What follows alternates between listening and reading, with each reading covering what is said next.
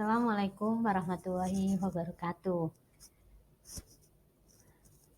Perkenalkan, nama saya Tri Amini. Saya dari SMK Negeri 1 Wonosobo, tepatnya di Kabupaten Boyolali.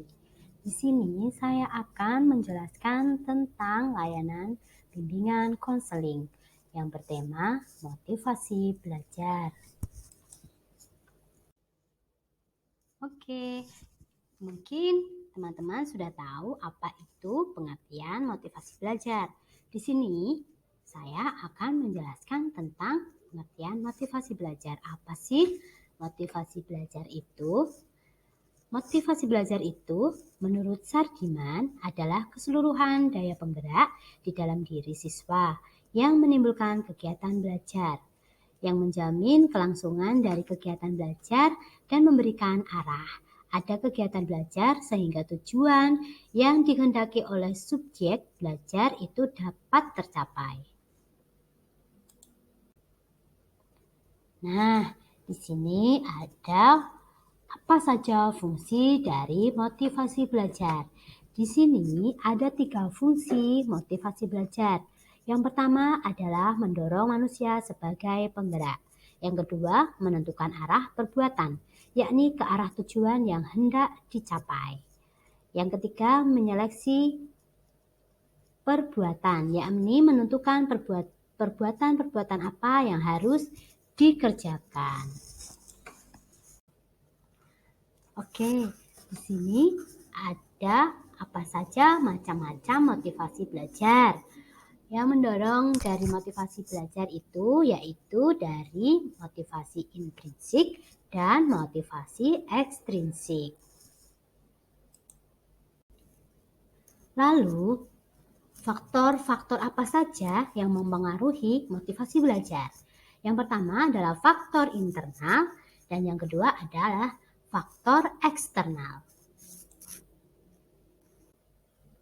Oke, di sini ada faktor internal. Apa itu faktor internal? Faktor internal yaitu faktor fisik yang merupakan faktor yang mempengaruhi dari tubuh dan penampilan individu.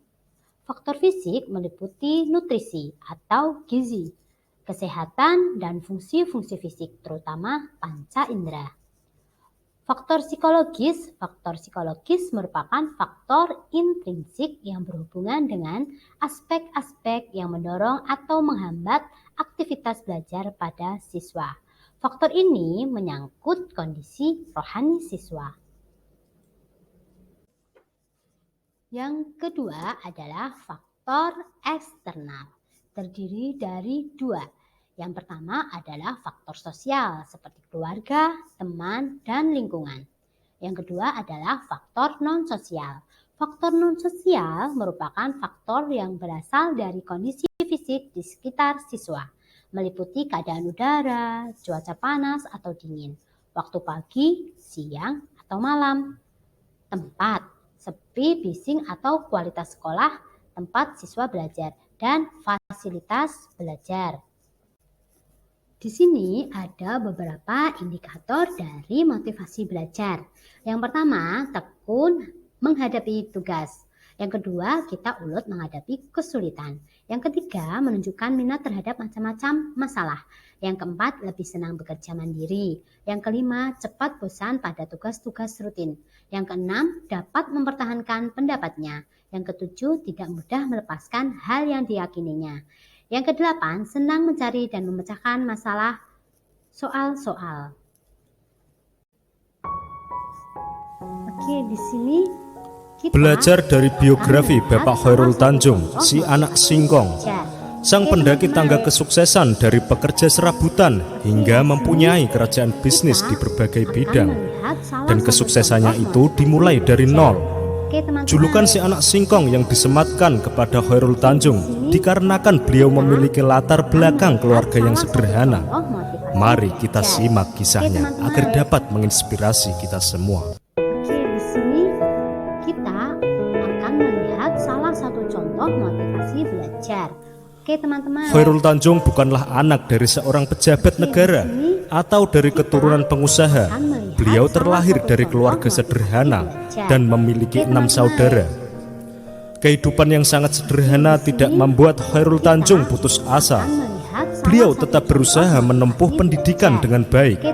Setelah menyelesaikan pendidikan SMA, Chairul Tanjung bertekad melanjutkan pendidikan ke jenjang universitas dengan mengambil jurusan kedokteran gigi di Universitas Indonesia pada 1987. Pada masa kuliah, beliau tidak mau membebani orang tuanya dengan biaya kuliah dan biaya hidup. Beliau berusaha keras dan mencari cara agar dapat membiayai dirinya sendiri, seperti jualan buku-buku kuliah, jualan kaos, jasa fotokopi, dan lain-lain.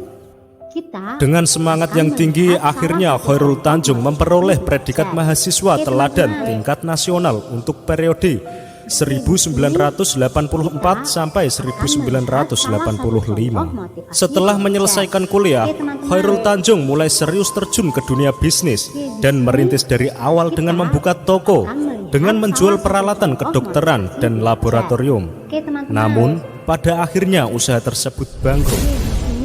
Namun kegagalan tersebut tidak membuat beliau putus asa. Chairul Tanjung bangkit dan memulai usaha bersama 3 temannya dengan membuat perusahaan PT Pariarti Sindutama yang bergerak di bidang ekspor sepatu. Usaha tersebut terbilang sukses, namun Chairul Tanjung kurang puas. Pada akhirnya beliau memutuskan untuk berpisah dengan ketiga temannya karena ingin membangun usaha secara mandiri. Dengan keahlian dan semangat kerja keras, kesuksesan pun perlahan datang menghampirinya. Beliau sukses membangun para grup dengan nama perusahaan Para Inti Holindo. Pada 1 Desember 2011 berubah nama menjadi CT Corp yang dikenal hingga sekarang. CT Corp sendiri terdiri dari 3 perusahaan, yaitu Megacorp, CT Global Resource, dan Transcorp atau Trans TV. Beliau sebenarnya lebih gemar melakukan akuisisi terhadap perusahaan-perusahaan lain, seperti Bank Karman berubah nama menjadi Bank Mega. Beliau juga membeli sebagian besar saham dari Carrefour Indonesia, hingga Trans TV dan Trans 7. Namun perjalanan dari perusahaan ini tidak semulus yang dikira. Bapak Chairul Tanjung jatuh bangun dan kerja keras untuk membesarkan perusahaan tersebut. Seiring berjalannya waktu, Trans TV terus berkembang dan mencapai puncak kesuksesannya pada tahun 2008. Tidak puas dengan 1 channel TV saja, Chairul kemudian mengambil alih saluran TV 7 dan merubah namanya menjadi Trans 7. Mulai dari situlah Trans TV dan Trans 7 dapat menyumbang kekayaan terbesar dengan pendapatan mencapai triliunan rupiah. Hingga saat ini Bapak Chairul Tanjung tercatat salah satu orang terkaya di Indonesia. Menurut Bapak Chairul Tanjung, modal memang penting dalam sebuah bisnis. Namun, kemauan dan kerja keras adalah hal lain yang wajib dimiliki oleh seorang pengusaha. Yang terpenting dalam sebuah bisnis menurut beliau adalah mengembangkan jaringan atau networking seluas-luasnya. Mendapatkan mitra kerja yang handal dan profesional adalah segalanya dalam bisnis. Membangun kepercayaan pasar sama pentingnya dengan membangun integritas.